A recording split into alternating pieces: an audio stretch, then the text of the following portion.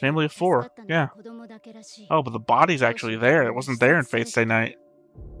Stab to the chest and impact behind the head.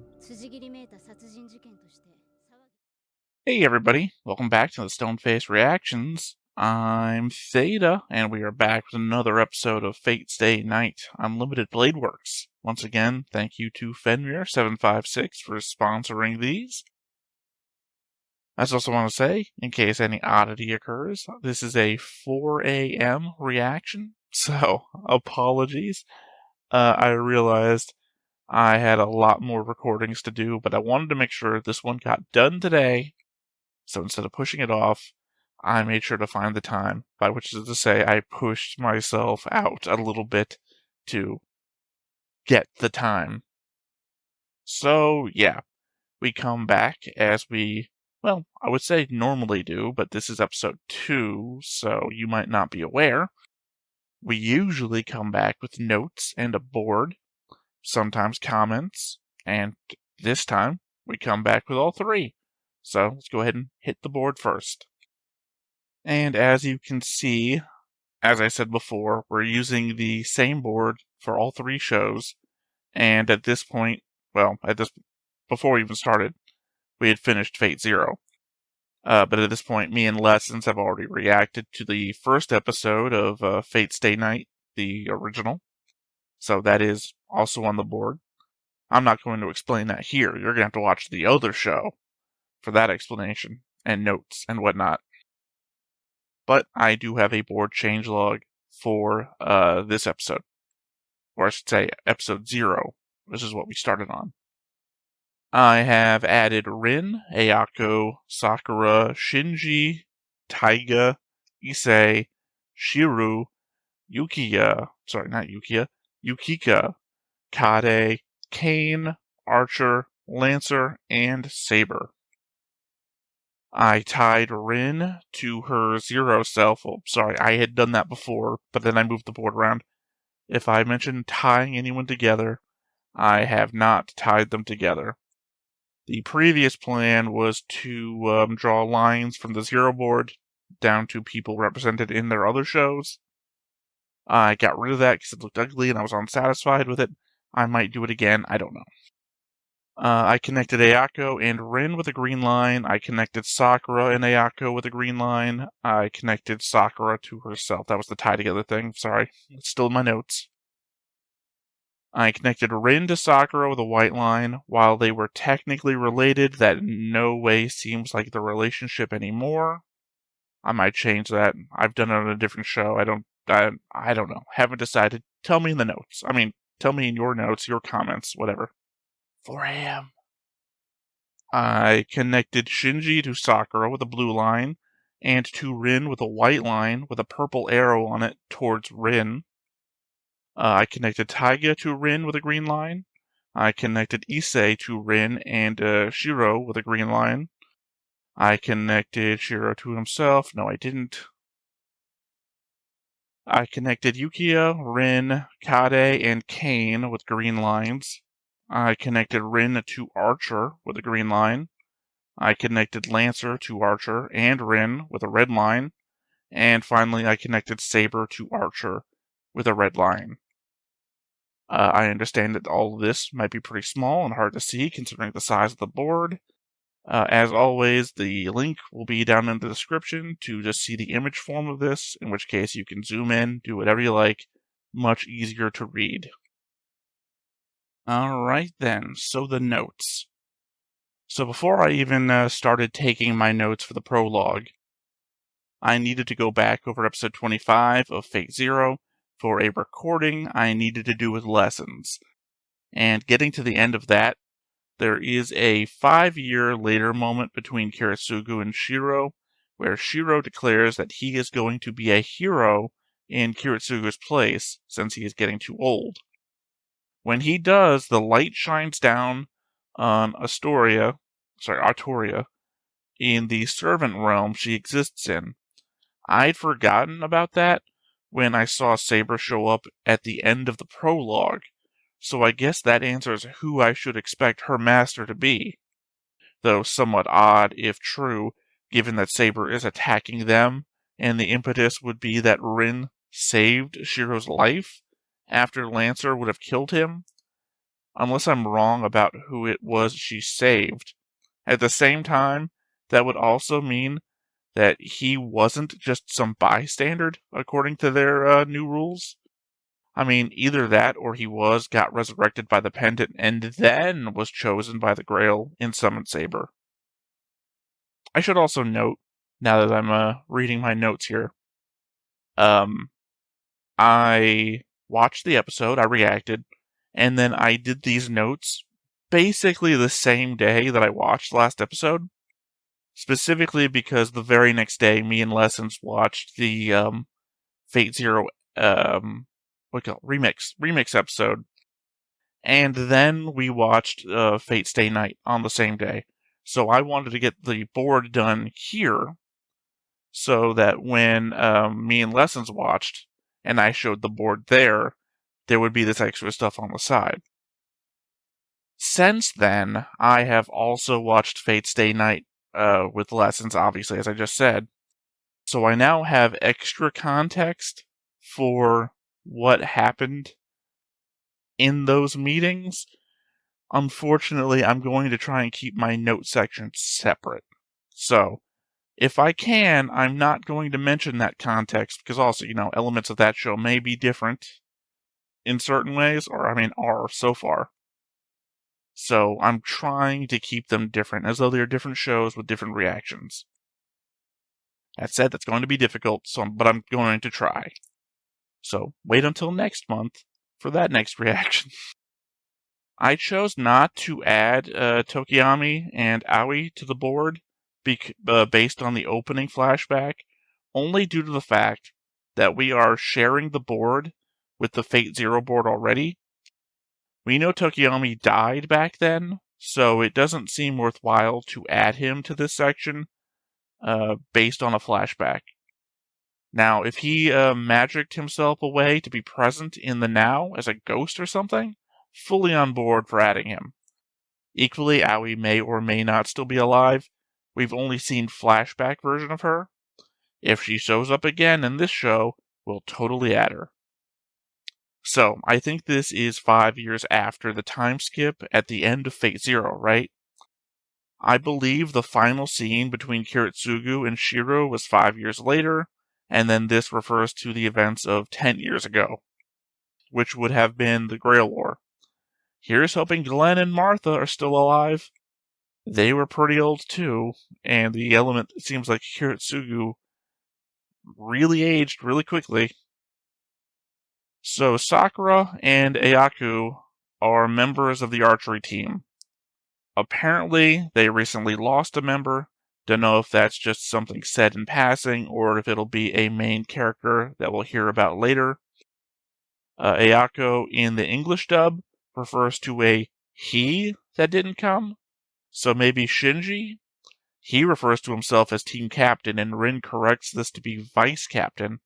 But if he was the one that left, I doubt he'd be referring to themselves as a member of the team, so likely not.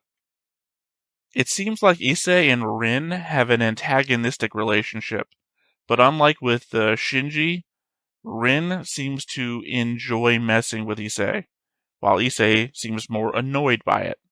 Likewise, it felt like Rin was trying to avoid talking to Shiro, and that they talk so infrequently that she didn't know how it even says hello to people.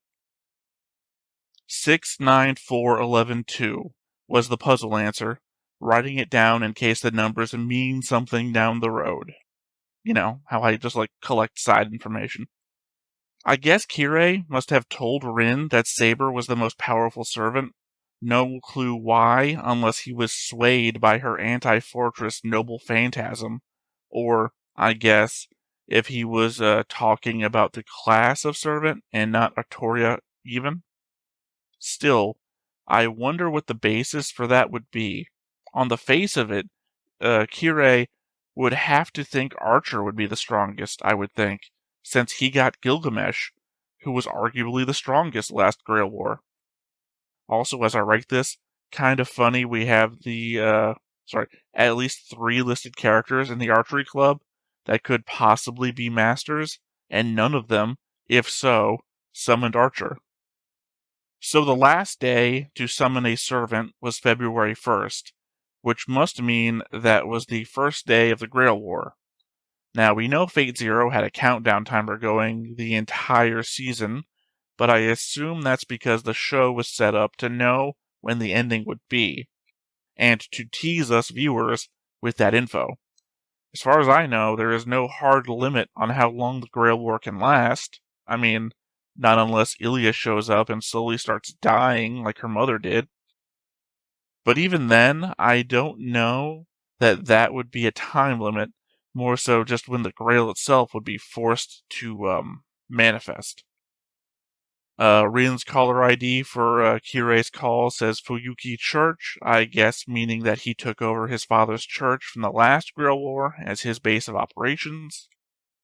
Alright, I kept going on about not having the sheath to Artoria's sword, and it being necessary for some reason.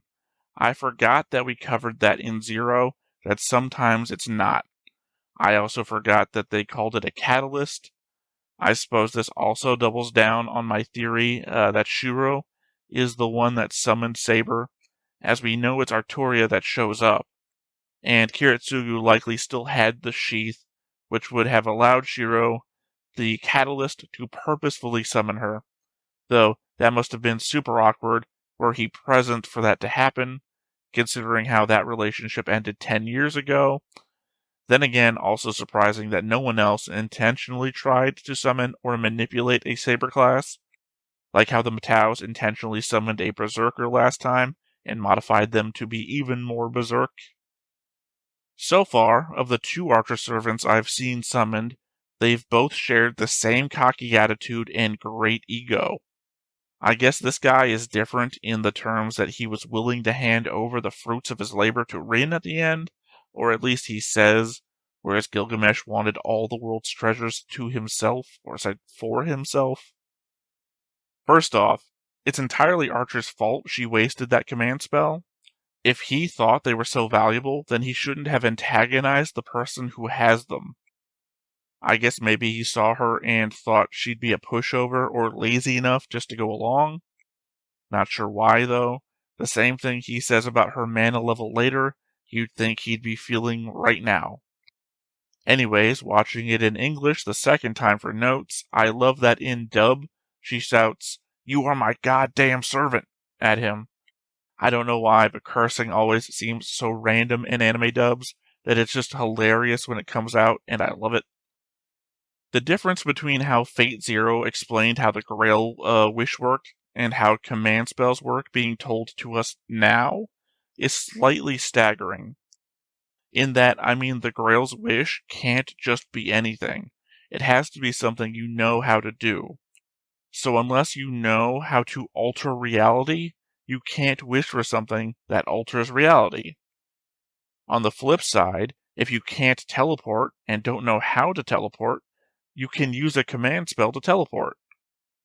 The instrument of the Grail War, something that the Grail gives you, can do more than the Grail itself can.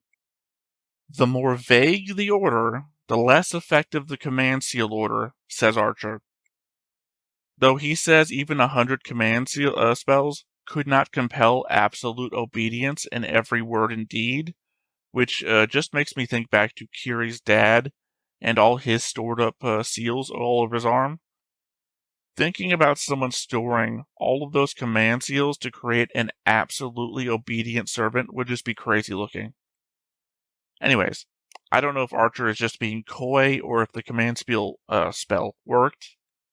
He could be playing Rin to just get what he wants without having to do a whole song and dance to get what he wants out of her every time, by just making her believe that everything he does is just him following her orders to the best of his ability, rather than him doing what he thinks is best in any situation, like he claimed he would when they met. I'm not sure if Archer is lying or not regarding knowing their own identity. They hesitated before answering that they didn't know who they were, which, granted, could be them realizing that they don't know, but it could also be them thinking up the lie. The element that makes me think that they are being dishonest is the fact that he says her summoning was imperfect. We had no indication of this from her end, nor anything we saw in the summoning itself. The only thing lacking was a catalyst, which shouldn't be necessary. It seems likely to me that he is just someone that wishes to hide their identity for unknown reasons, and that is likely what's going on. As I said in the reaction, though, I doubt there would be much to go off of that would indicate to me who this guy is, especially when the series has already shown that it will change details of characters to fit its own narrative. Archer saying that their existence is more like grudges or obsessions really plays into the state we left Victoria at the end of Last War, where she apparently stayed in a state of lamentation over what happened and how it related to her Knights of the Round Table. Kind of like a purgatory or one's own personal hell, which I believe is something I told lessons about when we were watching or starting Fate Stay Night. Unless I'm forgetting something, I think this is the first time we've heard about reality marbles from characters in the show. A taboo among taboos. I'm pretty sure we've likely read a comment that mentioned them before, but I'll be honest, I do not recall what would have been said at all. So it's going to be this show's job to reintroduce it to me. So, out in Shinto Park, the site of the end of the last Grail War, Rin's command seal goes off, indicating that another master is nearby. We never see anyone, implying that they are either good at stealth or can use magic to hide themselves in a way that Rin and her magic cannot pierce. Not knowing who the other masters might be, just a listing of characters that we've met so far, it's difficult to make any sort of guess as to who might be watching them. If it wasn't for the fact that she said master, I would have guessed Lancer, since we run into him later. But that can't be, unless it's Lancer's master, maybe. When Rin is looking down from the rooftop, my eyes are not Archer's eyes. I have no clue who we are looking at. I'm thinking it's the figure in the middle of the bridge, because they are the only ones not moving, but they might as well be a speck to my eyesight. I think they have blonde hair, which kind of messes me up for who I would have guessed them as being, based on Rin's reaction to seeing them. She acts the way I would expect had she seen Shinji, but there's no way that purple hair would seem blonde. My best guess, and shot in the dark here, we know Rin associates with Kirei. Kirei associated with Gilgamesh. Gilgamesh was blonde. Maybe Gilgamesh associates with Rin? There was also that blonde guy talking to Sakura, but we don't know who that is yet, and no clue if Rin meant she knew him, or if she was referring to Sakura. Rin says that she doesn't have a wish, but clearly she does. I suppose in the same way that Kirei had a desire and just didn't know what it was until Gilgamesh pressed him. The Grail decides who is going to be a master, and would know who has a desire for it to grant. As far as it seemed, from the last Grail War anyways, so either she's bluffing, or this is self-delusion like Kirei, I think. When Archer says that Rin is the ideal master for him, I was reminded about how summoning without a catalyst would summon, or should summon, the servant most aligned with yourself. So, this makes sense. But I gotta wonder if anyone out there has made a site where you could take a survey about yourself, personality, ambitions, and the like, to see what historical or mythological figure would best be summoned for you in the event of a Grail War. Would be interesting, I'm sure, like those Harry Potter quizzes for what Patronus animal you'd have, or whatever they're called. Rin's assertion that masters avoid fighting in public is just a new thing, I feel like.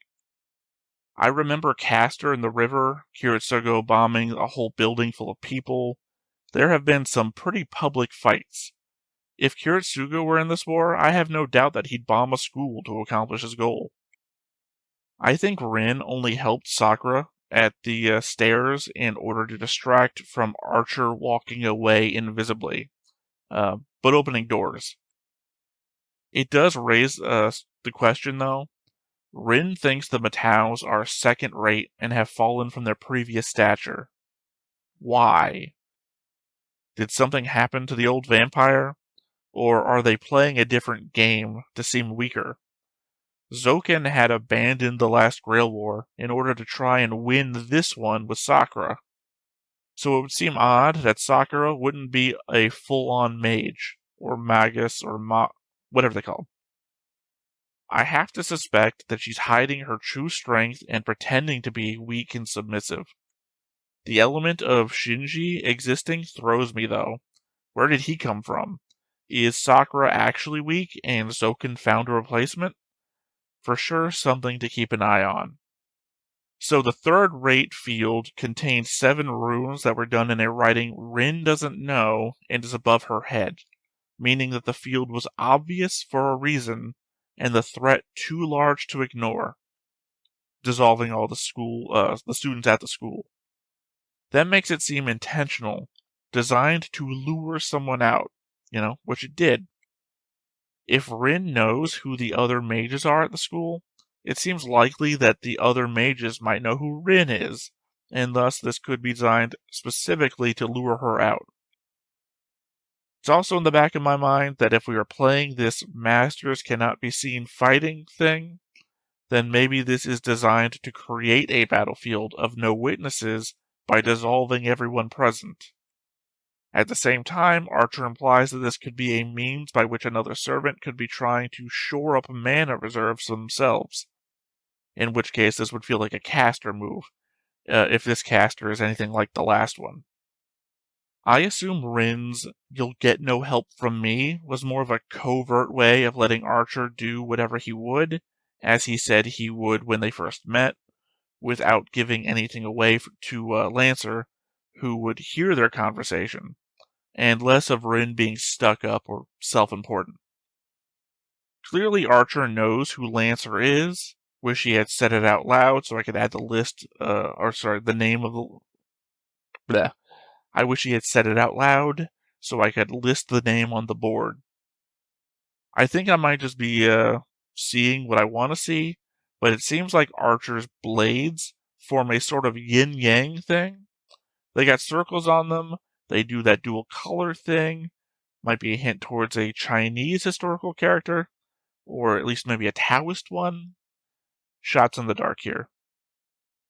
And lastly, my last note, I'm pretty sure the hairstyle of the guy Lancer killed looked like Shiru's. Not sure who he's in a relationship with, though.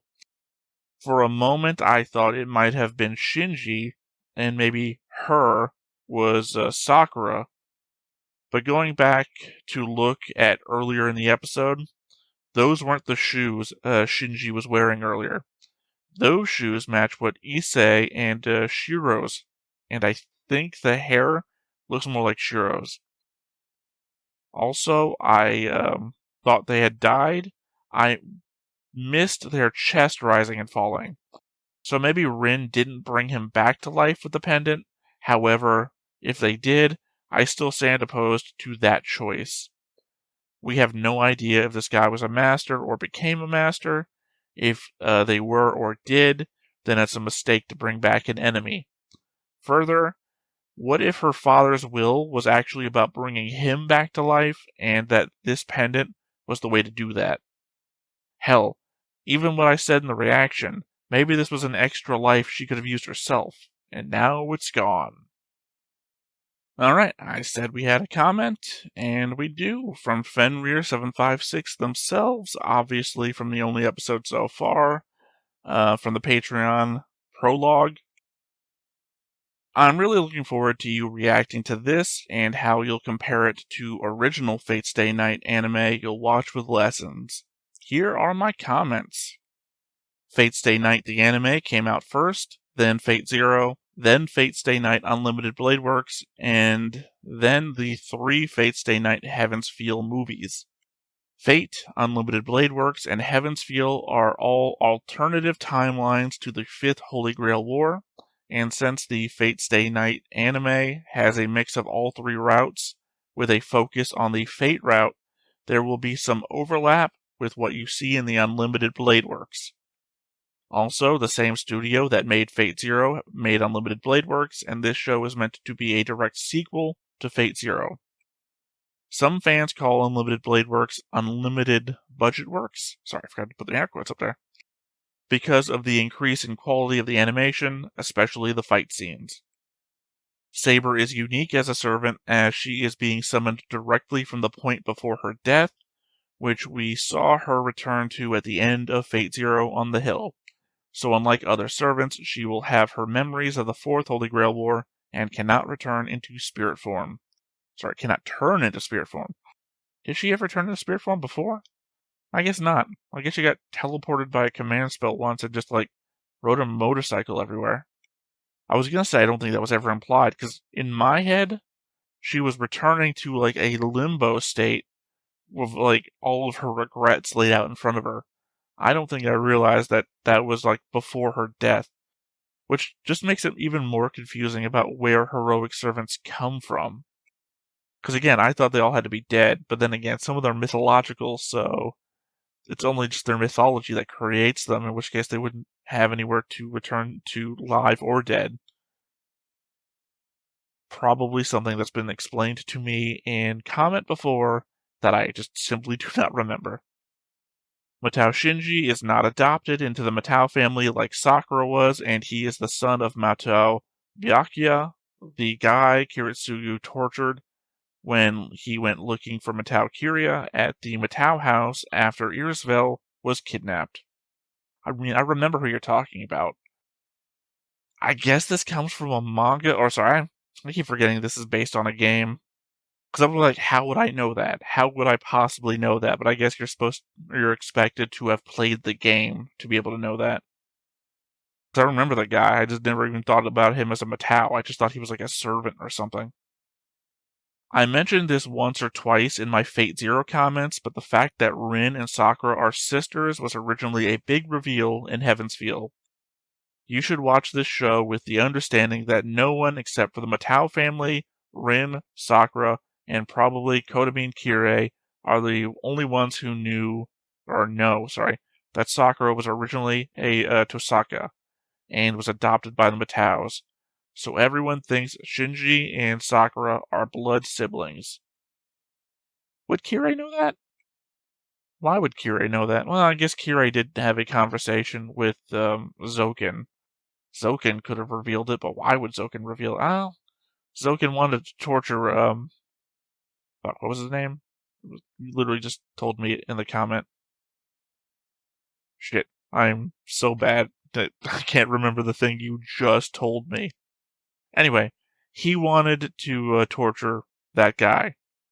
So he might have told Kirei as ammunition. So yeah, I guess that makes sense. The reason Rin and Sakura act like strangers is also because since Sakura now belongs to a different mage family, they are supposed to treat each other like strangers, since mage families rarely interact for fear of the other family trying to steal their family's magic secrets. I guess, fair enough. I mean, not really. I'm more on Waver's point about this, that we need to change up the mage structure and the family bloodline stuff, but Waver ain't here no more. The specific effects of Rin's command spell on Archer is not that she can force Archer to do anything, but Archer choosing to ignore her commands will cause him to weaken noticeably, as he would have to resist the compelling impulse to obey, and following her commands can strengthen him noticeably when he carries out that command. Rin's command spell cannot actually compel Archer to act in a specific way. I don't know, you just described literally compelling him to do so. Do what I say and get more powerful, or disobey me and get weaker. That is compulsion. I mean, I understand you're using compulsion in a dominate sense, like you cannot force him to do a thing. I mean, I remember, God, what was it? There was a Star Trek tabletop game where instead of having initiative, you would act in rank. So the captain would order you to do something, and you don't have to do what the captain said, but if you did, you got a bonus to your rolls. like the effect of moving in order. This is like that. You're not being, the captain can order you to do something. You don't have to. It's probably better if you did. She can't compel you to do something. However, unlike the example I just gave, you get weakened if you don't, and if you're like in the middle of a fight or something, you better not. The other special is meant to be watched at the end of the show, as it is an anime depiction of an alternate ending one can get playing the visual novel. Well, okay, well that answers that question. Fun fact about Mitsuzuri is that in the visual novel, she and Rin are friendly rivals and constantly compete with each other in a friendly way. Hold on. Oh, Ayako. Sorry, I never refer to people by the name that everybody else has decided to refer to them as. It's my understanding that Mitsuzuri is their family name. No, am I wrong? No, because it's Rin Tusaka, so clearly Tusaka's the family name. So Mitsuzuri would be the family name. I mean, granted, we might not see anyone else in our family, but I would assume we call her Ayako, but I also understand that is disrespectful in actually Japanese culture, so just fucking it all up the same way I do with Donghua, where I can't tell which name I'm supposed to use for people there, either. Anyway, the story structure of Unlimited Blade Works is very different compared to Fate Zero because this is an adaptation of the Unlimited Blade Works route in the visual novel, and it focuses on only a couple of points of view. So information about masters and servants is generally revealed as a point of view characters encountered them in the story. Well, I mean, I guess that'll make things different, at least from the original. If we're getting all the characters' perspectives in the original show, and then this one is just a couple, then I might see more, but my point of view will be isolated, so I still won't know what other people are doing, and that'll make things more interesting to watch both. Rin wasn't late to school. She arrived an hour earlier than she normally would, which is why almost no one was there when she arrived. Yes, I understood that after the fact. I think I understood it more when I was taking my notes. I didn't realize that I had said that, so obviously you're correcting me is actually just reminding me that I was wrong about something. Didn't know Lessons was here. Another fun visual novel fact, when Rin was talking to the trio in her classroom and Mikaderia tried to make excuses for talking smack, Rin retorted by stating that Rin treated Mikaderia to crepes. Crepes. They're like sugary pancakes. Sorry, now I'm just thinking of Ricky Bobby and we hate everything French, and the dude's telling them about crepes. Like, crepes, I love crepes. Rin refers to Saber as the strongest servant class because in all the prior wars, Saber was one of the last two classes standing. She isn't trying to summon Arturia specifically, but any Saber class servant. But since she doesn't have a relic, she is trying to maximize the amount of magic energy she can use in the summon ceremony with the hopes that would be enough to summon a Saber. Again, as I said in my notes section, I don't know why. I assumed Kirei must have told her that Saber was the strongest. I understand that you're saying of the last two, but then I would just think that Archer would be of the last two as well. But then again, we're not talking about summoning Gilgamesh specifically, but if Gilgamesh is representative of typical archers, then, you know. But then again, I don't have the statistics on like who was who in which Grail War. And if this is the fifth one and we've only seen the fourth one before, then I don't, again, know who's in the first three. God, imagine we really should have, Fate Zero should have been like the first Grail War. I understand we wouldn't have had all these characters to pass along to Fate Stay Night Unlimited Blade Works, but it would be super interesting to, you're who? From what? Characters meeting historical or mythological figures for the first time. Rin still has access to all her father's magic research materials, so she can improve as a magus. Well, we know that because we saw it all getting pushed around, except for, whatever she may have blown up in the summoning.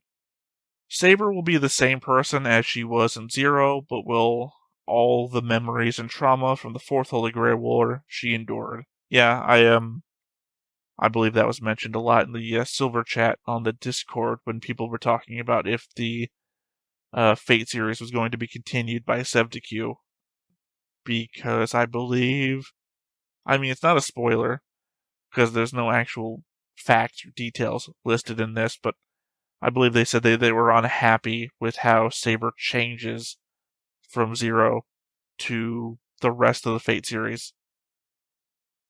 But I mean, the trauma could go ways to explain that. I'd have to see it in action first. Kodamin only used 2 command spells during his fight with Kiritsugu and Zero, so he would still have a number of them left.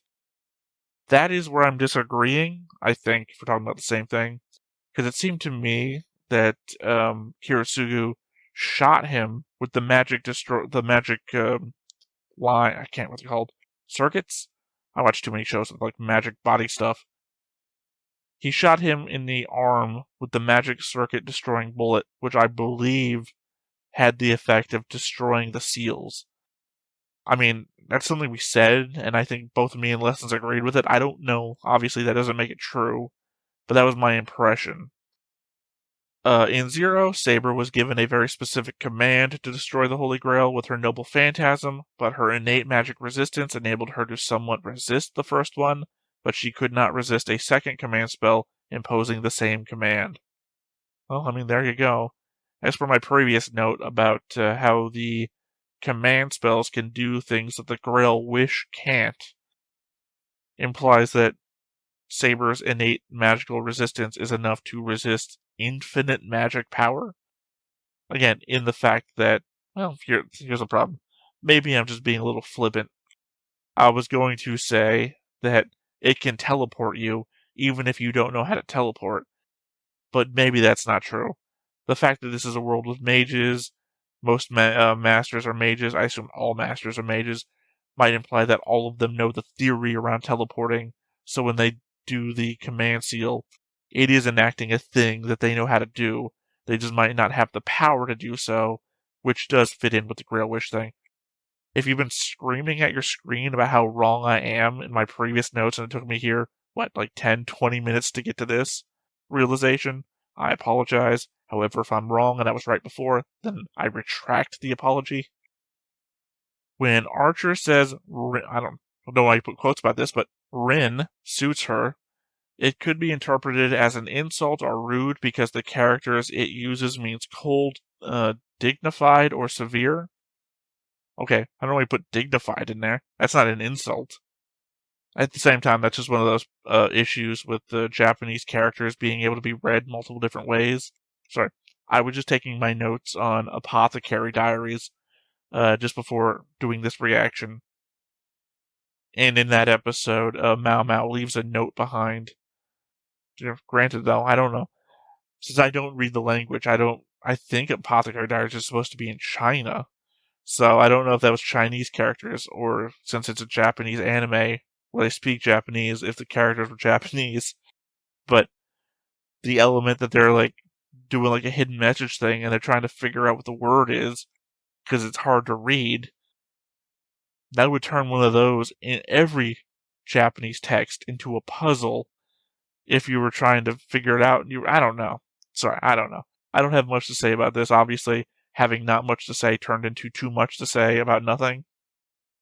Unlimited Blade Works does not refer to Archer summoning the same pair of swords over and over again. In the visual novel, the internal monologue of Rin focuses on how noble phantasms are singular in nature and not disposable tools, and that as an archer, his noble phantasms should be a bow, so the swords aren't his noble phantasm. I don't say that's just confusing. It's confusing what you've written. It's not confusing in concept. I'm not referring to the swords as his noble phantasm. I'm just assuming it's a thing he can do. So what Rin thinks to herself about how noble phantasms work, and this not being Archer's noble phantasm, doesn't really refer to anything about what I'm talking about. Like, he pulls out a ton of swords, like an infinite number of swords, or a generating pair of swords, whatever he's doing. That is literally unlimited blades. So, why wouldn't you call the thing unlimited blades? I don't know why you would add works to it, but unlimited blades. Doesn't have to be phantasms. Like, I'm I'm not thinking of like Gilgamesh and his like treasure trove of swords that he pulls out with his noble phantasm. That is a different thing. I would assume that, again, this is just something that Archer can do, and he has a noble phantasm as well. Because well, in Zero, they tried to hide their phantasms until they needed to use them, except for, again, Gilgamesh, who pulls his out immediately. But they were always big and massive. I would not assume that just pulling out a sword, pulling out a sword would be your noble phantasm. It would be weak as hell. The prologue episode is almost a complete recreation of the original prologue from the visual novel, so you might essentially rewatch the episode when you see episode 1 of Fate's Day Night. I don't remember how the first episode of that show goes. Not really. Again, the problem, or not even a problem, the benefit, really, is that Shiro is the point of view character of that one, and we get 2 point of view things for Rin. One where she does the summoning of Archer, which I have a note for next month about the difference of the text of what she says and how it makes her a different character in the 2 different shows. And then they recreate the one where they're standing on the roof after, in the prologue, Rin goes and shows him around the city for the day, and then they go on the roof and he's like, you should have taken me up here first. That also happens like near the end of the episode of Fate's Day Night. And that's about it.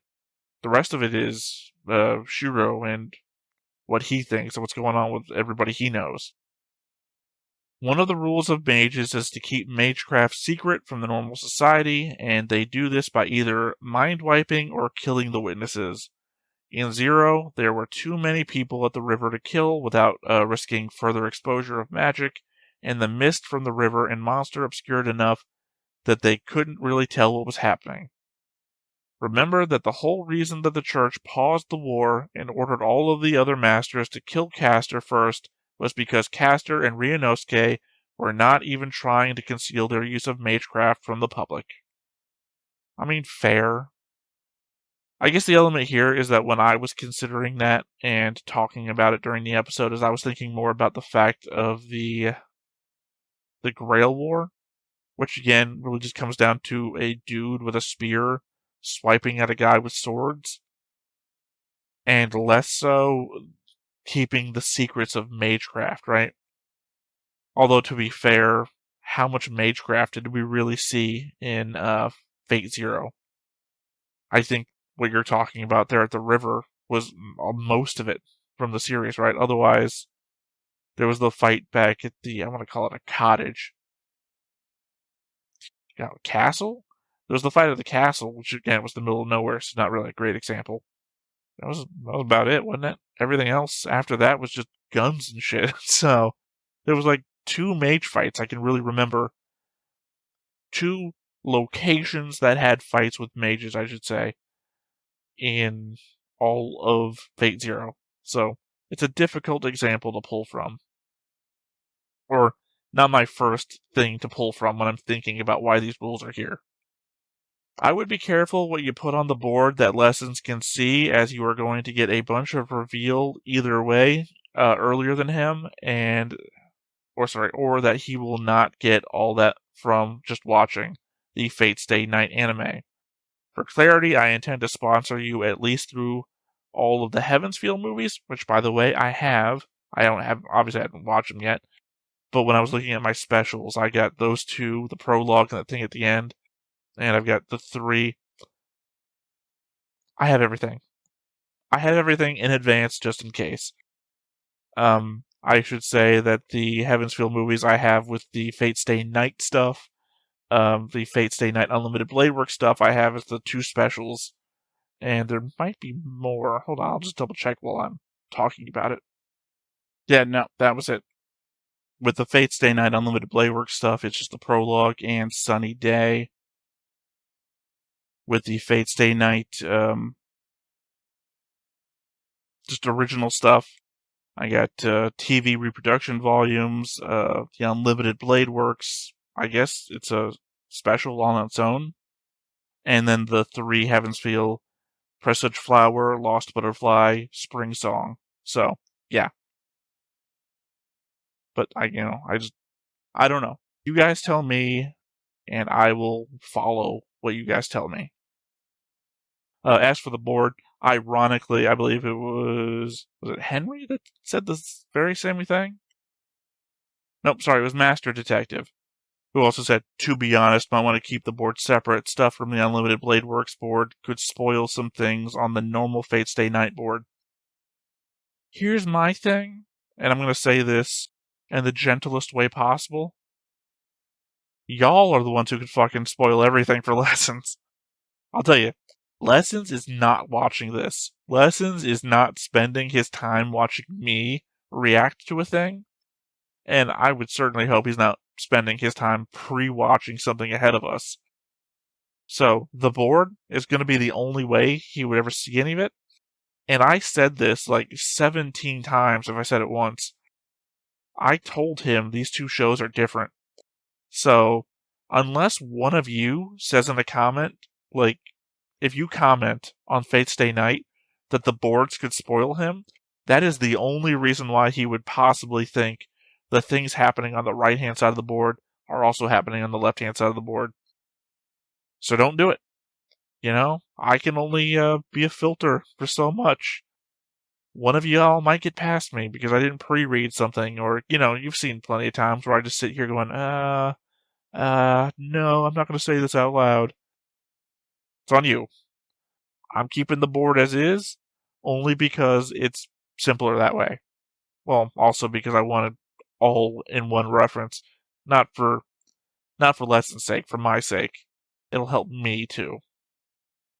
Ilya is half human, half homunculi, which I think I said that during the reaction, probably. Here's the problem.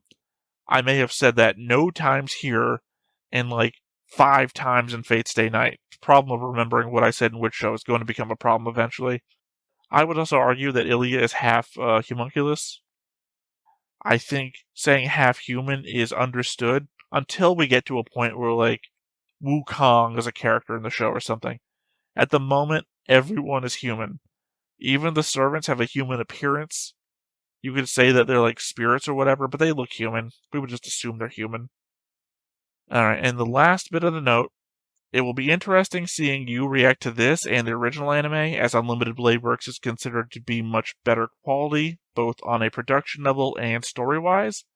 It kinda sucks for Lessons, but at least you will be able to get further along the better show before the other one potentially negatively affects your interest in Fate. Well, ironically, that makes me more interested to find out what is going to happen so bad over there.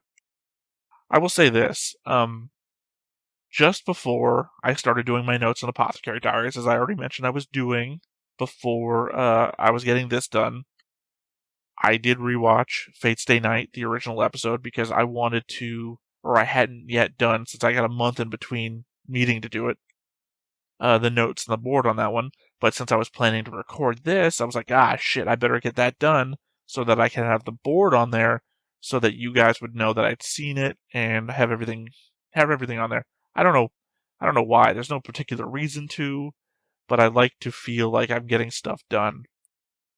So, I had just rewatched Fate Stay Night, and I'm thinking to myself, God, I've watched like 50 minutes of Fate Stay Night Unlimited Blade Works, and I really enjoyed the character perspectives and everything like that.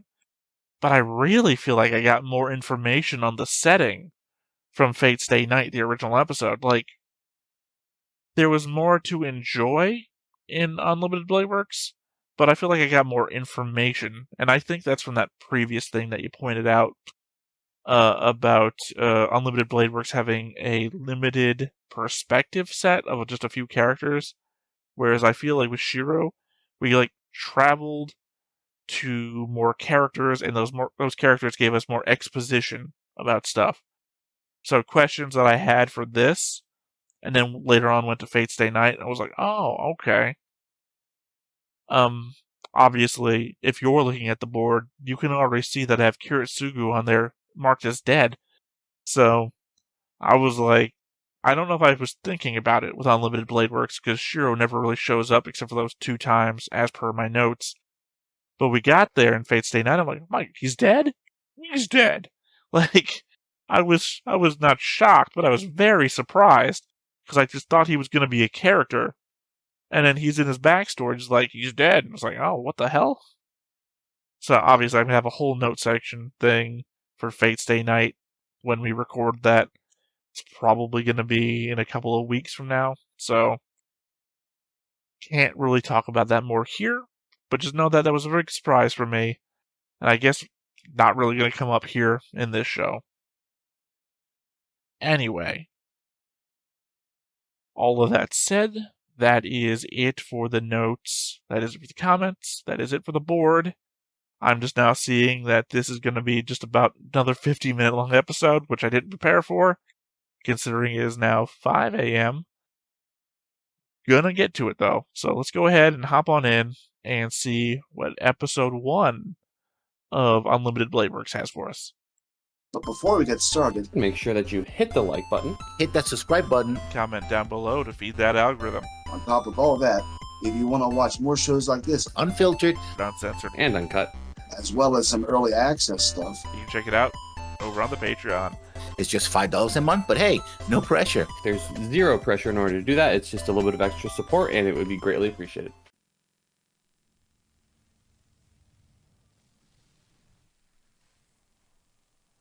Again, I'm assuming this is 10 years ago. Saying again. I think this is how Fate's Day Night started.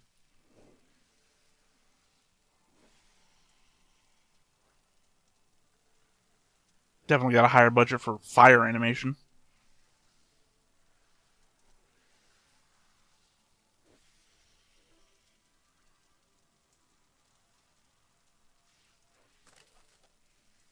Definitely looks like a lot worse of a place to be than it was at the end of Fate Zero and Fate's Day Night.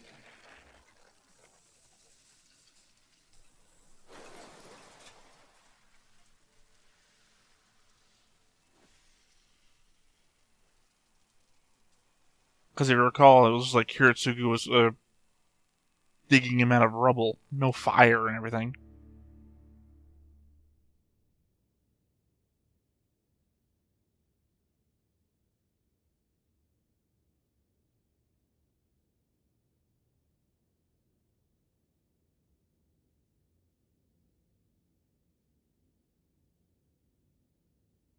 Okay, this is how Fate's Day Night started. Except for it was Gilgamesh and Saber fighting that causes the fire in Fate's Day Night. I mean, Lessons have a whole debate about that. About that not happening at the end of Fate Zero.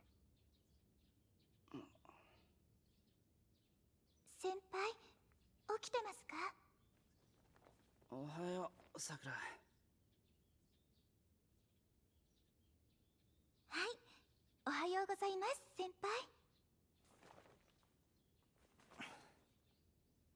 すまない、さくら。 So now I see what you're saying about the episode 1's overlapping. Because I assume Taiga is now going to show up too. 先輩、朝の支度は私に任せてください。ほら、こんなに散らかしていたら藤村先生に怒られるでしょ。 Fujimura, which is Taiga's last name, also her grandpa's last name, memory serves. じゃあお願いするかな。はい、お待ちしてますね、先輩。 And this is a shed on the outskirts of a samurai thing.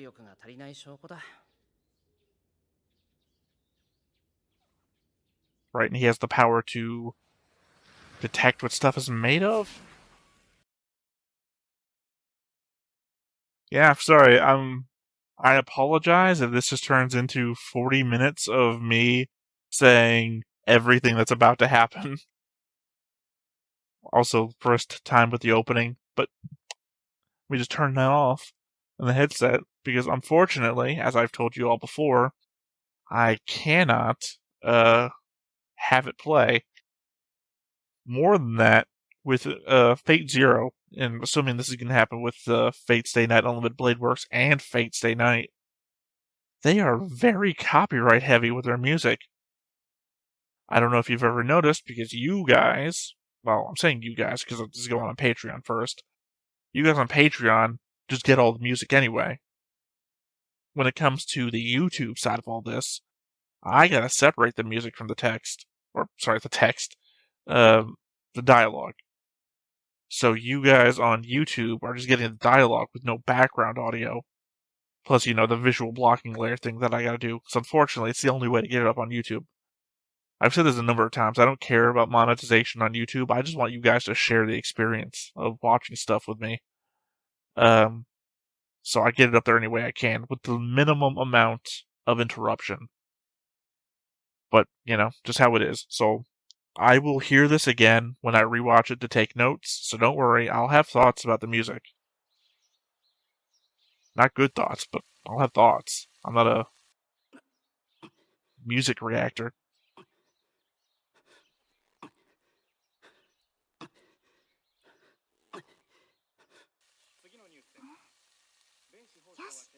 Oh, place is getting gassed? No? Okay. Well, I'm guessing that's Taiga. Say Fate Stay Night didn't show him working out in the Samurai Dojo bit. 私が好きでしていることですから。おはよう、藤音。はい、おはよう。いただきます。いただきます。 I guess I'll obviously have to say some things about Fate Stay Night. I added a blue arrow from her to him on the Fate Stay Night side of the board.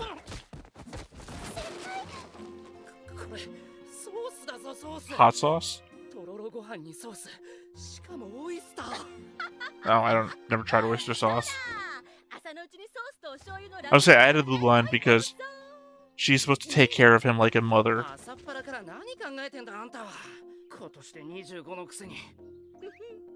mean, it would certainly wake you up, right? I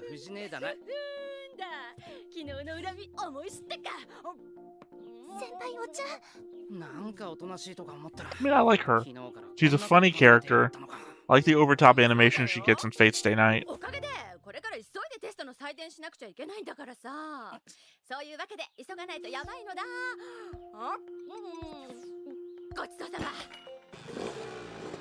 それじゃ先に行くわね。Oh, it's funny. くれぐれも遅刻はしないように。二度寝も気をつけてね。さあ行ってきます。 Because in the other one she runs. Now she's riding a motorcycle. Or a scooter, I don't know what you call that.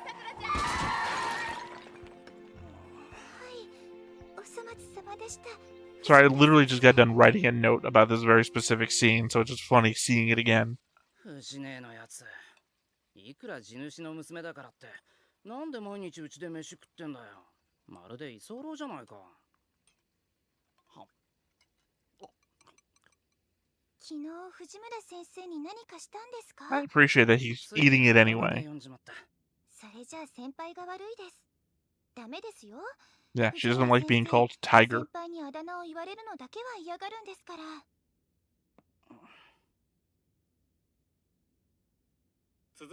There we go, gas leak. I knew it was going to be there. 信徒のオフィス街にあるビルで中にいた人々が意識を失い病院に搬送されるという事故がありました。警察の発表によると全員酸欠のような症状で発見されていることからガス漏れによる Now I'm wondering if I shouldn't have just added my notes from Fate Stay Night onto this episode. I won't though, because I'm trying to keep the show separate.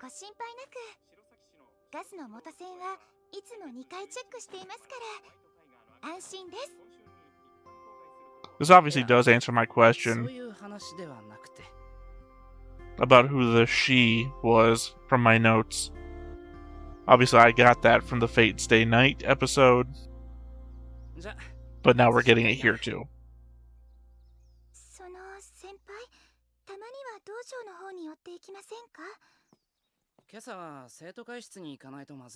Yeah, where we're gonna see him meet with Issei, as we saw Rin passing by in the hallway from the prologue.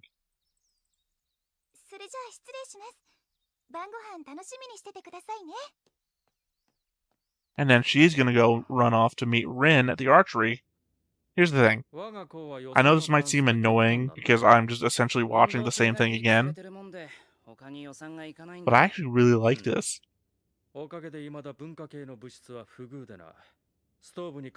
It's essentially like watching the movie Clue, and then seeing everyone's perspectives. While you were doing this, I was over here doing this. Let me show you. 劣化してるだけだな。治りそうか、エミヤ。治るよ。そうか。いっせ、すぐ済むからちょっと外に出て。 Right. Isai is going to go out in the hallway, have a conversation with Rin. He's going to pull the heater out, say hi, and she's going to be confused about how you say hi to people.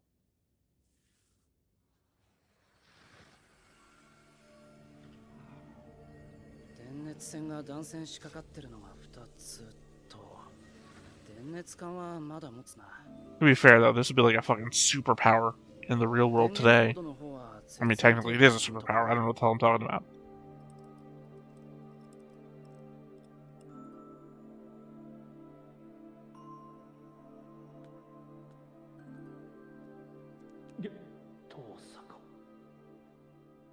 Tosaka?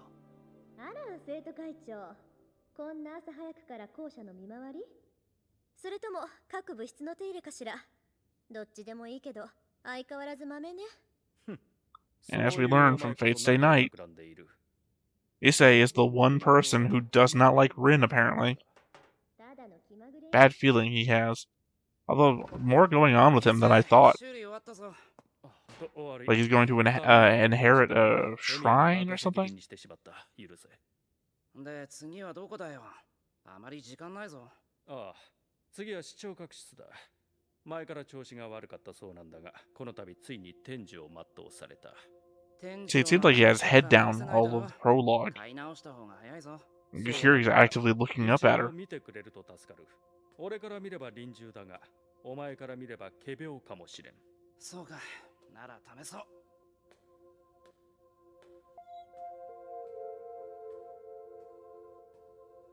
朝早いんだな、遠坂。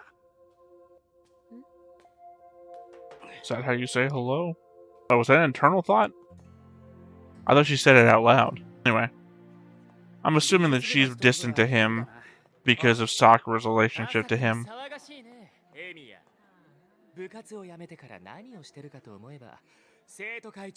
He's the one that quit the club. Okay. Those are my notes. Sorry. If this gets said in Fate's Day Night, then I missed it, even with all my note taking.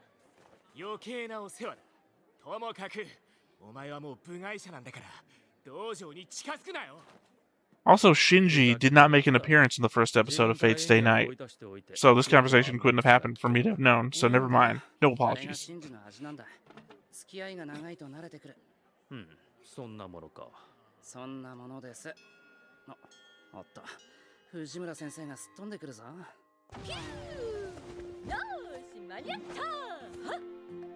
That is a question I had, though. I guess it's now answered. I was wondering how she left first, and then still got there late to the class, but I guess they're implying that she spent that time grading papers. She isn't late to school, she's just late to getting to the classroom. いいよ、あと少しだから。ストーブだけで良かったものを私物まで引き受けてくるとは。気にすんな。乗りかかった船ってやつだ。はあ、人がいいのも考えものだな。人助けはいいことだが、もう少し相手を選ぶべきではないか。エミヤの場合、来る人。 But isn't he doing it for you? You're telling him to say no to you. うん。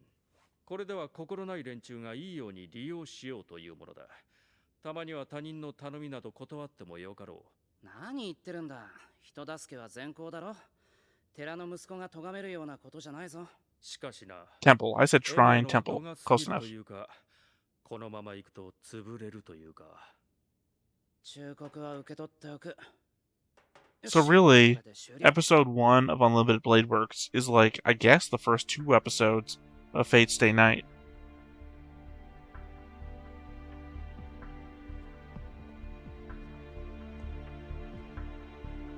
So Sakura, I think, should be meeting a blonde-haired guy on the road right about now.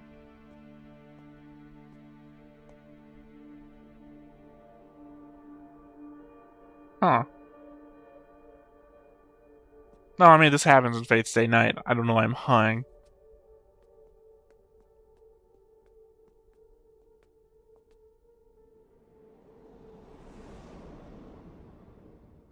呼び出さないと死んじゃうよ。お兄ちゃん。 I literally even wrote a note about how she says Oni-chan, since technically she is Kiritsugu's daughter, and he's adopted by Kiritsugu, kind of family. こんな時ぐらいは早く帰ってきな I さい。 guess also implies that she's been 最 keeping 近 track, so 遅か she ったっ knows. てホームルームで言ったじゃない。ちょっと野暮用があったんだよ。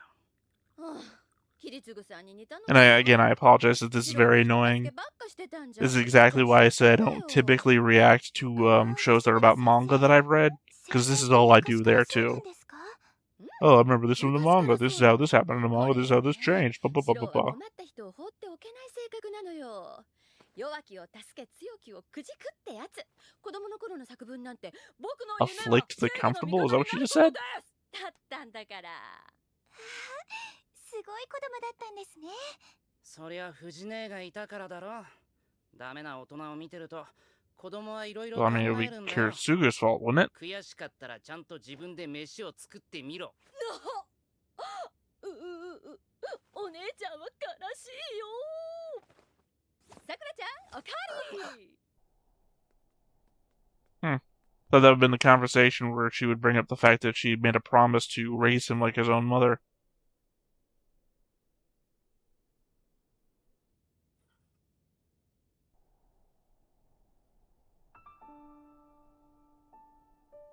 Say, if memory serves, in his little outhouse there, he has an etched-in circle on the floor? Because I believe that's where Fate Stay Night ended. トレース、本、 Should be touching a pipe?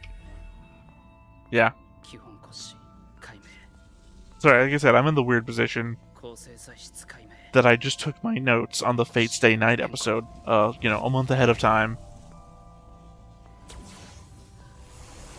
So literally could not be more fresh in my mind. 補強。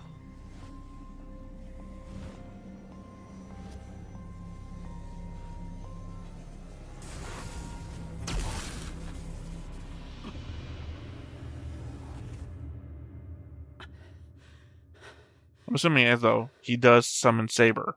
Interesting what her reaction would be if he said his last name was Emiya.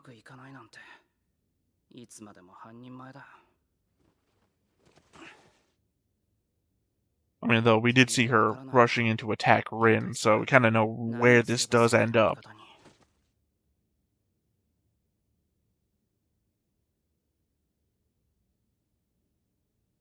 Oh, there we go, as I said.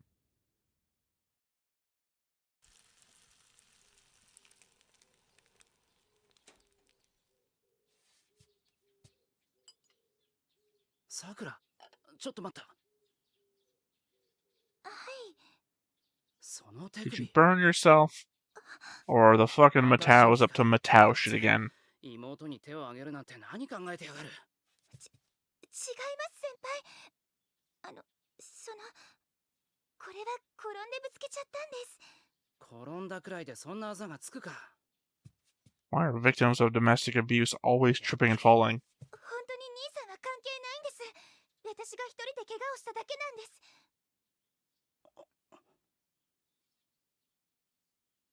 す。 さくらがそう言うんなら、 Don't. そういうことにしておく。 Don't fucking leave it at that. はい。 Teach the ごめんなさい bullshit. 先輩。だから I'm sorry, just どう too して angry to そこで speak. さくらが謝るんだ。悪いのはシンジだろう。 What's he do? Shoot you with an arrow? 白の卵焼き。 Beat his ass. Look, from Fate Zero, I'm on Sakura's side. I was hoping she was gonna get rescued. Hoping, obviously, knew she would never would, but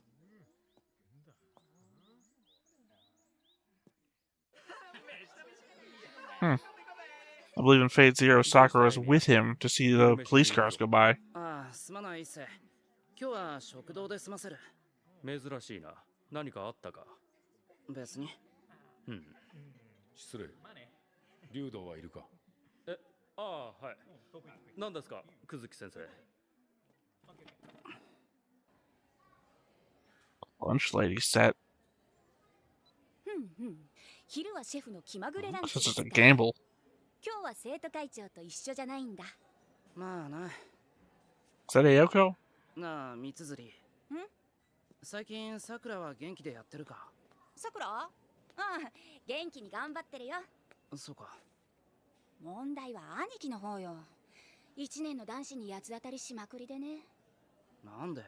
聞いた話じゃ、遠坂にこっぴどく振られたとか。 Yeah, he did in the first prologue, actually. 声大きいって。ともかく、シンジのやつは昨日からずっとそんな。Is Shinji gonna be the one that someone's cast her? He feels like a kind of asshole, regardless of a future note I might have from Fate Stay Night. Although he could have summoned Lancer, he also feels like that kind of asshole. けど、相手が近寄ってくるんだから、しょうがないじゃない。はあ？遠坂さ、なんか知らないけど、うちの道場よく見学に来るのよ。Actually, エミヤは辞めちゃったから知らないだろうけどね。 she made it sound like she wasn't. この間も傑作だったんだけどさ、あいつ超ビビってやんの。Again, he looks like an asshole. We'll figure he turned out to be an asshole. シンジのやつ、カッとなると止まらないからな。おい、お前！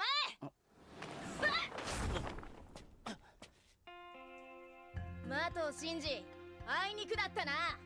遠坂凛はいくら待っても来ないのだ。Again, the three girls from the classroom, who I assume aren't going to be anything other than friends and not masters. 何？今日はたまたま天パが湿っているだけと見た。この間抜け面、噂の的を信じにそういない。いや、俺はシンジじゃないぞ。ほら見ろ、犯人は大抵そう言うんだ。待て。すまないが、生徒手帳を見せてもらえないだろうか。Oh yeah, the simplest way of figuring out who I am. マキちゃん、やっぱり人違いだよ。エミヤって、あのエミヤ。なんか暇を見てはうちの備品を修理していくっていう人呼んで、ホムラハラのブラウニーの。そのあだ名は Tamurara, the name of the school? 陸上部の部長とは顔見知りだよ。すみません、誰かを探している風に見えたから私たちてっきり。いや、それより遠坂は来ないって言ってたけど、何かあったのか？遠坂さん、今日お休み。 Well, yeah, because she's with Archer today, so it's February 1st. 風邪で休みとか言ってるんですよ、旦那。あの完璧優等生が風邪ひくとか信じられないっすよね。すまなかったエミヤ。 They are an interesting set. I hope they're this entertaining in Fate Stay Night. 部活がないのなら早々に帰宅するよう言われただろう。何かあったのか？ Yeah, you're supposed to go home at 6. 知らないのか。学校近くの交差点で殺人事件があったのだよ。一家4人中 Family of 4, yeah. 子供だけらしい。 Oh, but the body's actually there. It wasn't there in Fate Stay Night. Stabbed to the chest and impact behind the head. 辻切りめいた殺人事件として騒ぎになっている。 Had a whole note about it. 信徒の方では Hear about it next month. こちらでは凄惨な殺人事件。学校の門限が早まるのも。 Well, that proves my note wrong, though. Ironic. I'm still gonna say everything I wrote down, but that proves my note wrong.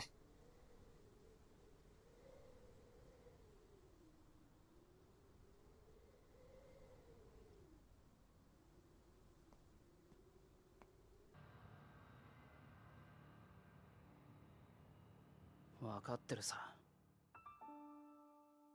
人助けと正義の味方っていうのは違う。 Oh yeah, he was hurt a year ago. He mentioned that. Oh, but this is probably when 10 years ago. Yeah. Sorry, I was thinking of something he said in Fate Stay Night. I did not take into account how young he looked there. Although in Fate Stay Night he had like a head bandage around him too. こんにちは。君がシロ君だね。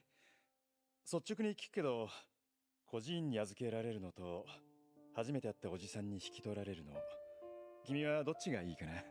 Introduced that way, orphanage. Man, you just met creepy as hell introduction.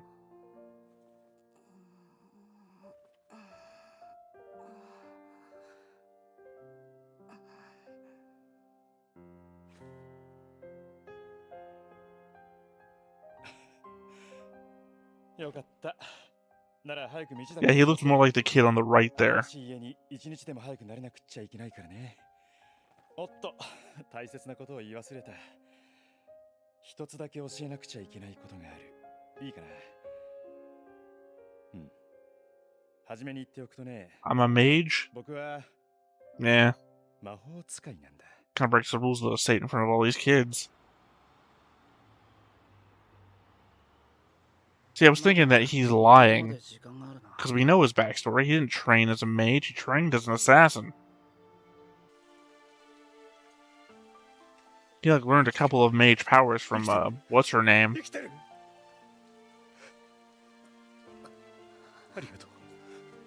I guess technically he had to have magic circuits to be able to have those powers, so. 一人でも助けられて救われた。10年前のあの日、覚えているのは暑かったことと。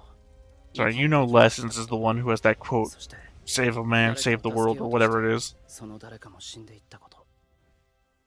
そういうのは嫌だ。頑張った人が犠牲になるような出来事は頭にくる。Well, this is Shinto Park, isn't it? So, was Rin detecting him? Nah, he's not a master, though. それは難しい。シロの言っていることは誰も彼も救おうということだからね。 Oh, also, yeah, that's bullshit too. Note about that in the other one. だって、キリツグは俺を助けてくれた。何でもできる魔法使いなんだって知っていた。 So it just occurs to me now, how the hell I'm going to take notes about this when all my notes were exactly the same as the other one. みんなを助けることができたんじゃないかって。 Well, no. Because you'd have to have stopped Kiritsugo. 誰かを救うということは誰かを助けないということなんだ。 Yeah, that's the bullshit thing I was talking about. 人間の手で救えるものはね、自分が肩入れした側のものだけなんだ。当たり前のことだけど、これが正義の味方の定義なんだ。 Yeah, I guess it would be bullshit to be a populist hero. けど嫌だ。初めから定員が決まっている救いなんてごめんだ。Guess those two don't get to talk in this version. Oh, I guess technically everything that they said, Taiga said instead. Oh. Sorry, it just seemed like he was blonde in prologue. Guess I was wrong guessing it was Gilgamesh.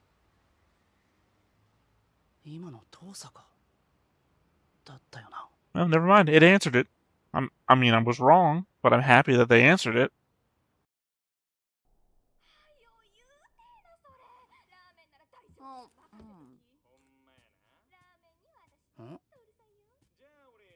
Sakura は？さくらちゃんなら今夜は早めに帰ったわよ。なんでさくらを一人で返したりしたんだよ。最近は物騒だから夜一人で出歩くなって注意したのは藤姉だぞ。I mean, curfew at the school, you assume there's a curfew everywhere. Is this where she meets the blonde dude? Yeah, there we go. I don't know, maybe he's Gilgamesh. 10時過ぎになっちゃうじゃない。だいたいシロがバイトで帰りが遅くなるのが悪いのよ。バイトの日はいっつも我慢してたんだからね。あのな、そこに自分家で食べるという選択肢はないのかあんたは。だからここが私の家だよ。Landlady. Oh, maybe not really. Grandfather's the landlady. それもらってきたんだけど。 Wow, completely different poster. 俺だっていらねえよ。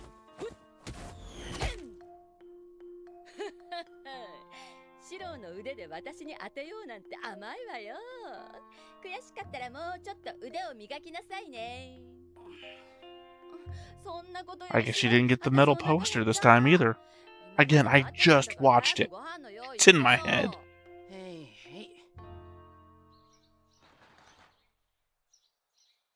Again, that's also different because Sakura and Taiga leave together. And she's there. 気にすることないさ。だって土日だろ。さくらだって付き合いがあるんだから。そんな違います。本当に個人的なことでちゃんと部活にだって出るんですから。だから何かあったら道場に来てくれれば何とかします。別に土日だから遊びに行くわけじゃないです。だから変な勘違いはしないでもらえると助かります。Just thinking though, if that was Gilgamesh, why is Gilgamesh messing with Sakura? Unless Gilgamesh has a deal with Zoken? Is Zoken even going to be in this show?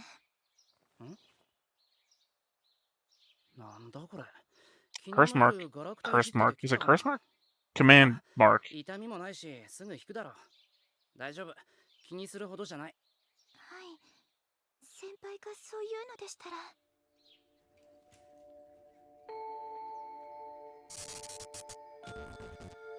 Okay, and then the spell to dissolve everyone in the school was placed. I'm assuming. That's what we're seeing here. 疲れてるのかな、俺。And this must again be February 1st, meaning he's going to be here after school to get stabbed by Lancer and saved by Rin.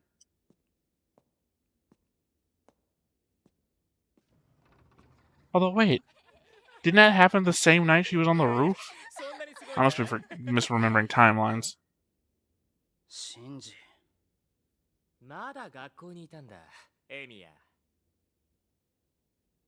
お前に話がある。少し付き合え。少し？悪いね。見ての通り僕は忙しいんだ。つまんない話は後にしてよ。You trip him down the stairs. 待て、シンジ。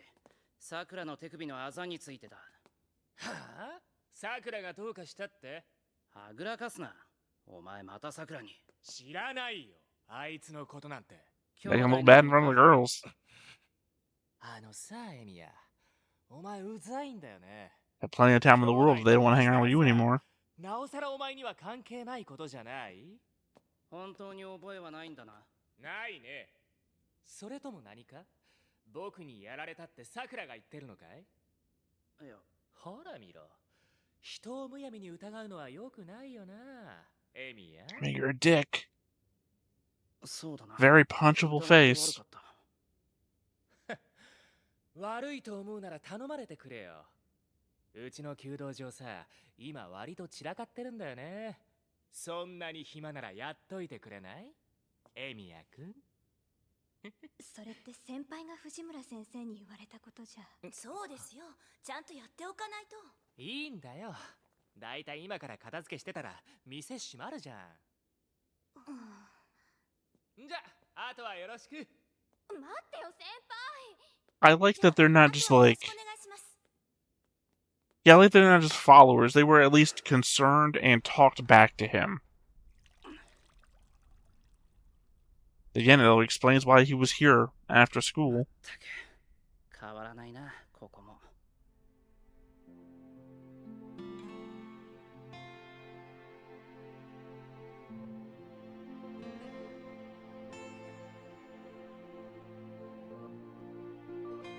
And then he gets chased from the ground level to, like, what, second, third story? Stabbed by a lance. Rin brings him back with her magical gem. Assumedly, he summons a saber at some point. You'd have to get back home to do that, though.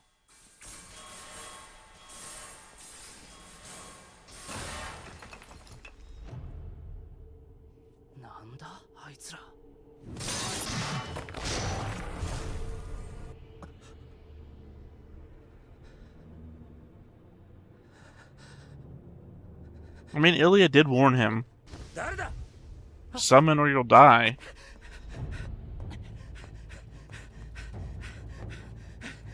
Sorry, it just occurred to me. My argument about this is the element that if all masters are mages, then obviously servant battles would be an extension of the mage fight.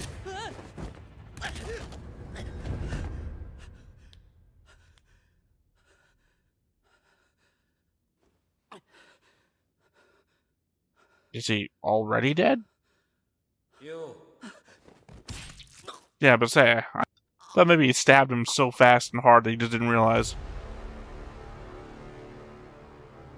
Forgot about servants going invisible.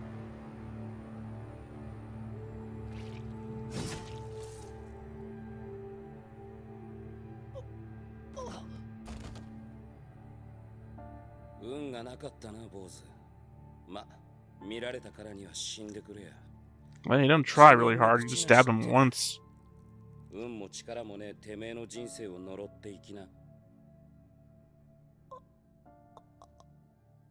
Oh, odd, because he's technically a mage, because he has a mage power.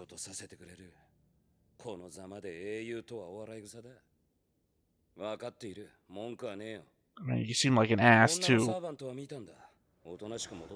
And not a hero.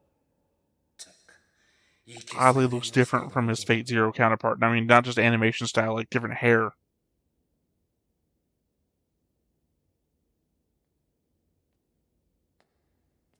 As I pointed out, his chest was rising and falling when Rin finds him, so he wasn't dead completely.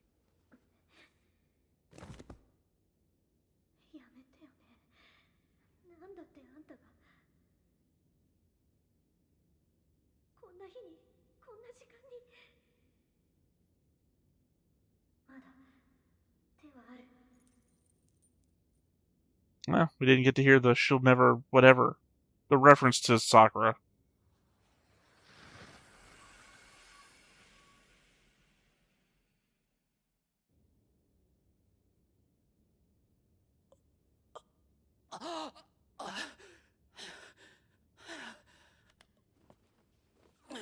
Oh cool, just left him there.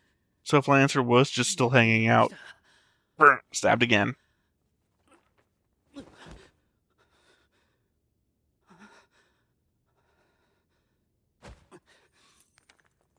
Huh. I thought Rin still had that when she got home.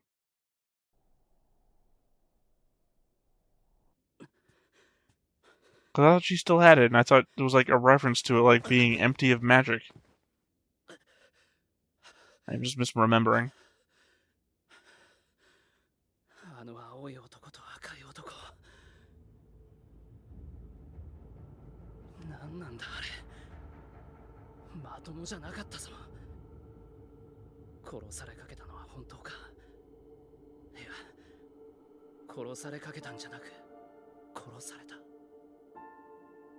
No, I mean, technically almost. You were dying, and you were saved from dying, unlike what I was implying before. That Rin found you dead and brought you back to life. Did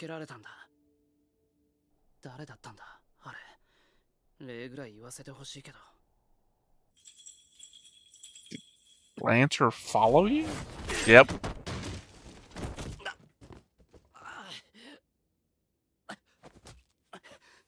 Dude's fucking dedicated. 見えていればいたかろうと俺なりの配慮だったんだが一日に同じ人間を二度殺す羽目になるとはねいつになろうと人の世は血生臭いということかトレース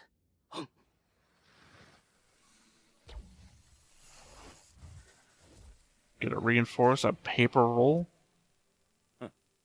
今度こそ迷うなよ坊主 Again, he's clearly a mage. I don't think you have to kill him again.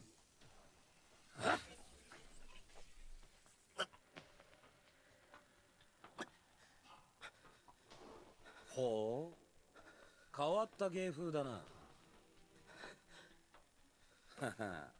微弱だが魔力を感じる。心臓をうがたれて生きてるってのはそういうことか。少しは楽しめそうじゃねえか。 So a third mage can't witness a fight between two mages? Or is his mana so weak he's just not considered a mage?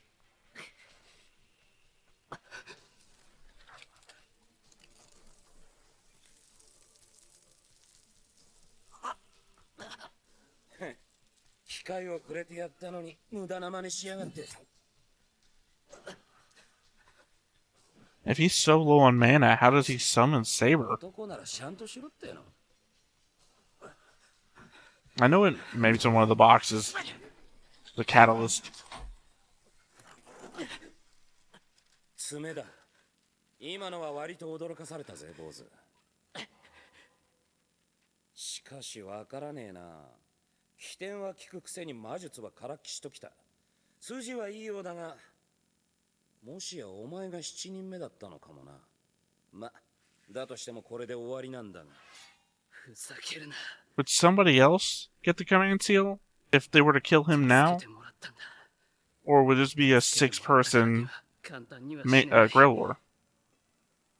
俺は生きて義務を果たさなければいけないのに、死んでは義務が果たせない。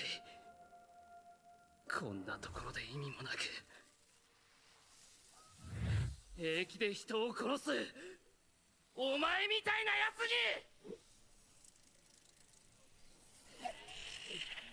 に。Yeah, looks like he had a catalyst. 7人目のサーバントだと。 To think it was just sitting in a box, I guess.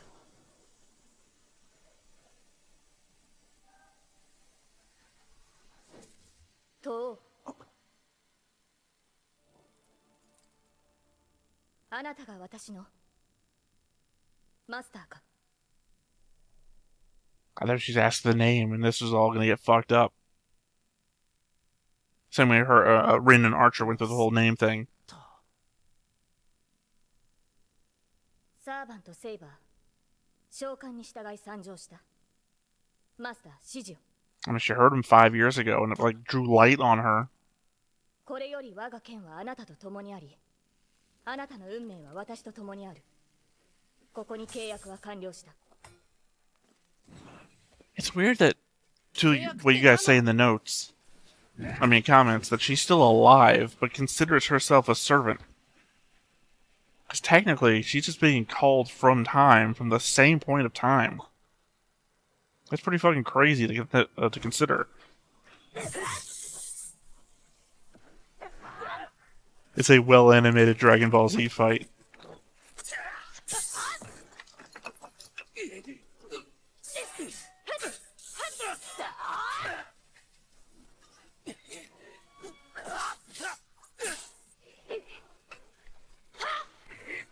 It's fucking badass to watch.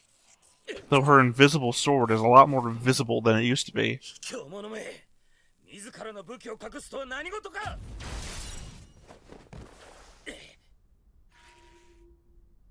どうしたランサー。止まっていては僧兵の名が泣こう。そちらが来ないのなら私が行くが。その前に一つ聞かせろ。 I feel like she said that in Fate Zero too.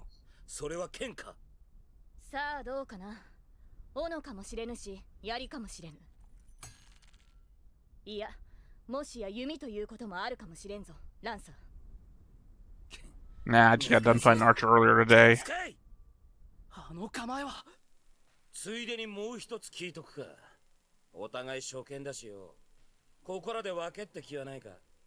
断る。あなたはここで倒れろ、ランサー。 I mean, if she's the same one, I guess there's no hope that this Lancer is as honorable as the last Lancer was.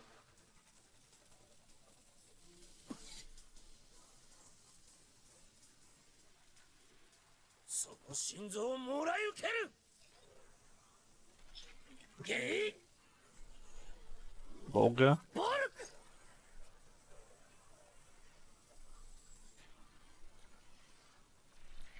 I'll never be able to speak his language.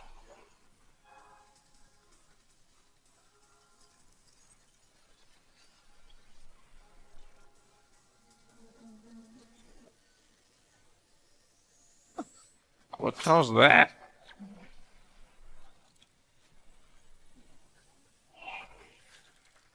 Yeah, that felt like a rewind of time. Was that his power?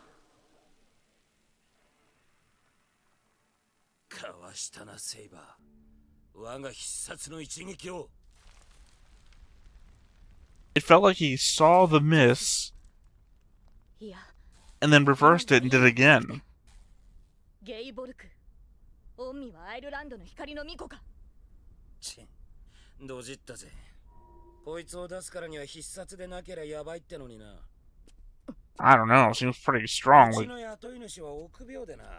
I don't know how the fuck you could reverse that one. 逃げるのか。追ってくるなら構わんぞ。ただしその時は決死の覚悟を抱いてこい。 Obviously, I'm thinking Shinji must be the Lord. First coward I can think of. おい、大丈夫か?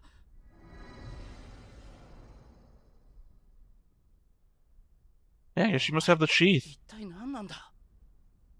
見た通り、セイバーのサーバントです。ですから私のことはセイバーと。俺はシロ。エミヤシロ。 There we go, this fucking name. エミヤ。この家、あ、いや違う。聞きたいのはそういうことじゃなく。分かっています。あなたは正規のマスターではないのですね。しかしそれでも。 I mean, I guess you wouldn't feel much mana from him, but he would still have the crest. いきなりマスターとかおかしくないか? それではシロと。 Again, if I'm Artoria right now, 私としてはこの発音の方が。 my worry would be, am I just being passed down the family line? After I'm done here, I'm gonna get summoned by his son. それは霊樹と呼ばれるものです。むやみな使用は避けるように。シロ、傷の治療を。 俺に言ってるのか? 悪いけど、そんな難しい魔術は。では、このままで臨みます。 Oh, okay. Her outfit got healed. I thought that was the sheath. なんだよ? There we go. There's the end of the prologue. やめろ、セイバー! I guess Rin was coming here to check on him? 正気ですか、シロ。今なら確実に彼らを倒せた。だというのに。 待ってくれ、セイバー。こっちは点でわからないんだ。マスターなんて呼ぶんなら少しは説明してくれ。敵を目の前にして何を。つまりそういうわけね。素人のマスターさん。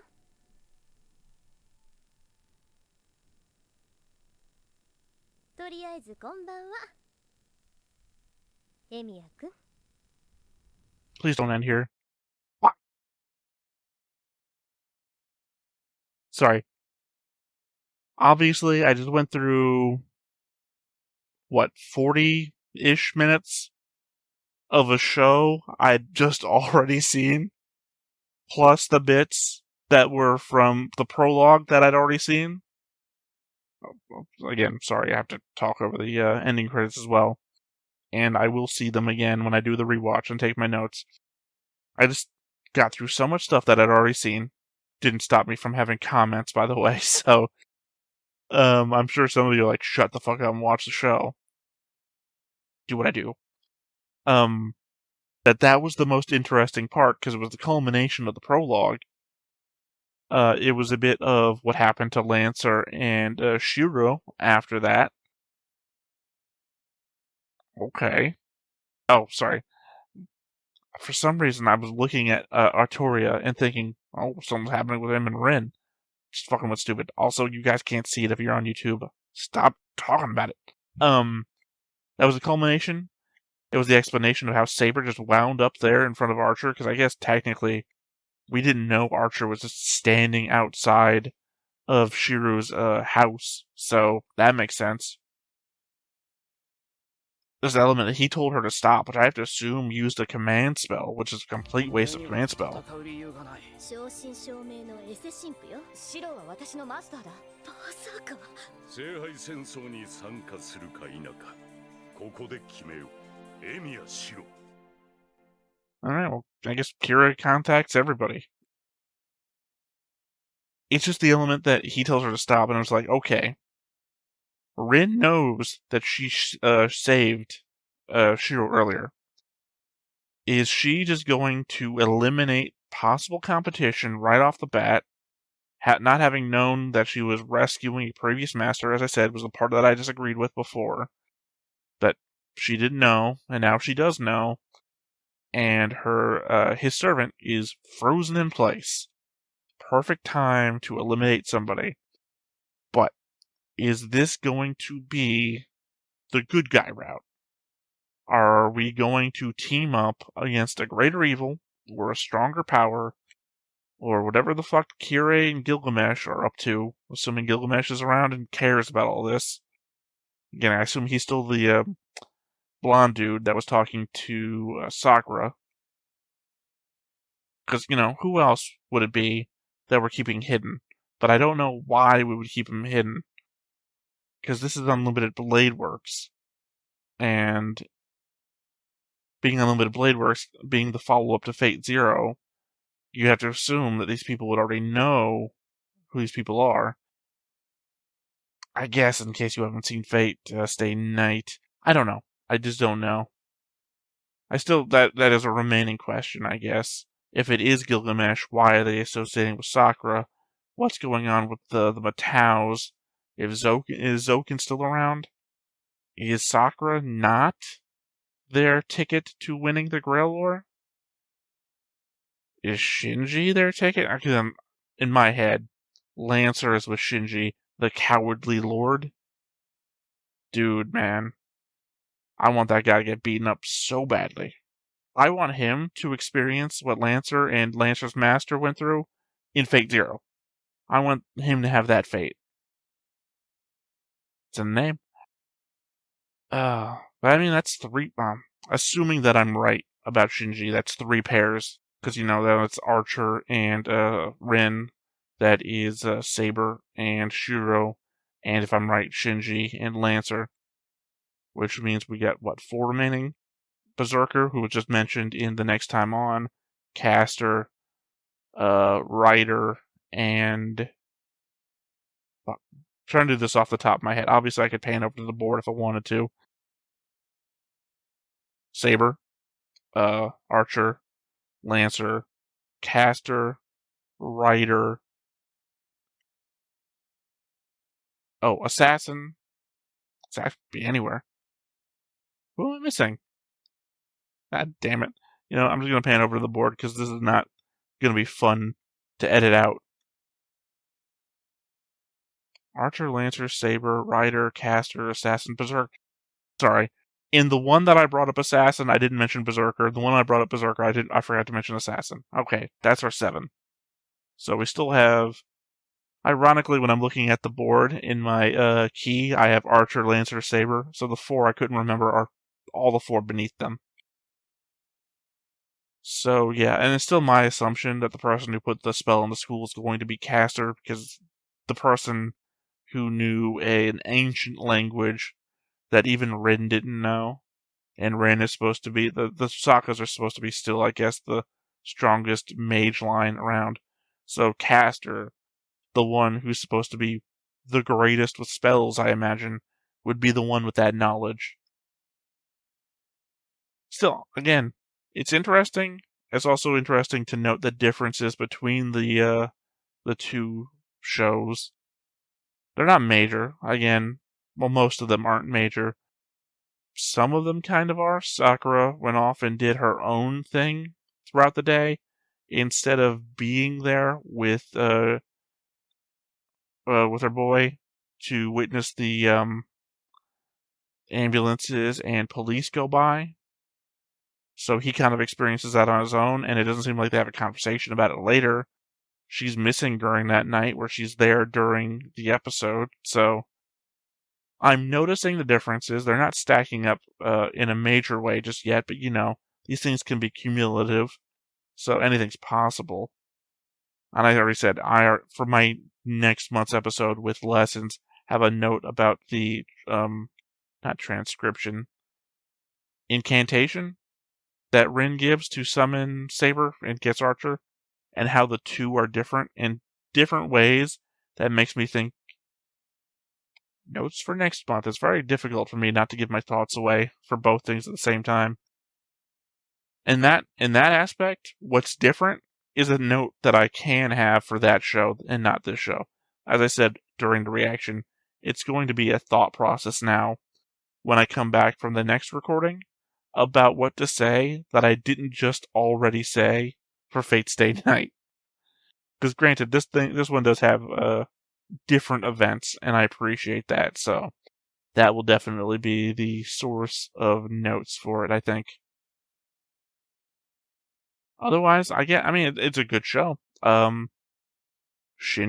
clearly meant to be a villain. Fucking hate him. Hope he isn't doing the thing that they're implying he's doing. If he is, again, I want the worst death for him. Lancer and his master from Fate Zero. Pretty good death that they got. I mean, not a good death, but a death that I want to see him get if it's true. Yeah. I mean, I apologize. I don't have much to say at the end. Again, most of it was the same thing, and I'm trying to avoid saying the same thing twice that I'm already going to say. Ironically, I think I've said that 7 times now. So, I think I'm just going to go ahead and wrap up here, and I'll come back next week with notes, and we'll see what I actually have to say then. Otherwise, I'll get the board updated of so much stuff to hopefully you guys will not spoil lessons about, and we'll see where we go from there. So, once again, I have been Theta, this has been Stoneface Reactions, and we will catch you next time. Bye-bye. Hey everybody, thanks for watching another Stoneface Reactions. If you have an idea of another video we could go ahead and watch, go ahead and put it in the comments down below and we'll add it to the wheel. Be sure to like, comment, and subscribe, and let us know what you thought about this video, what parts you liked. And until then, we'll see you next time. Is this too goofy?